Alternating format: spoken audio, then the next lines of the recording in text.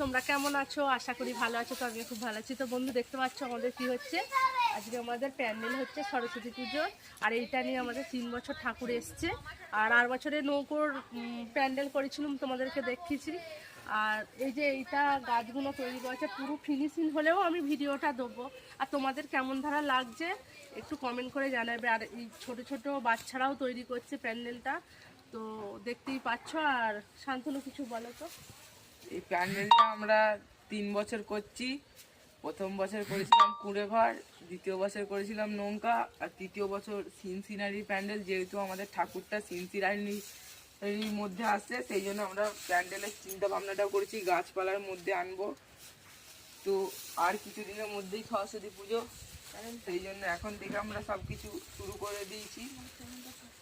চ্যানেলটা কাকিমার অবশ্যই সাবস্ক্রাইব করে দেবেন এবং পাশে থাকবেন। ভালো লাগলে শেয়ার করে দেবেন। ধন্যবাদ। কাদা গোলা হয়ে গেছে এখানে দেখতেই পাচ্ছেন। আর এটা হলো মাঠে আমরা গুলিছি।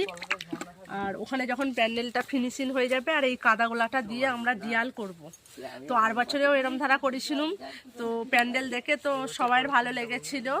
আর সকল বন্ধুদেরকে বলবো আমার পরিবারে আসার জন্যে।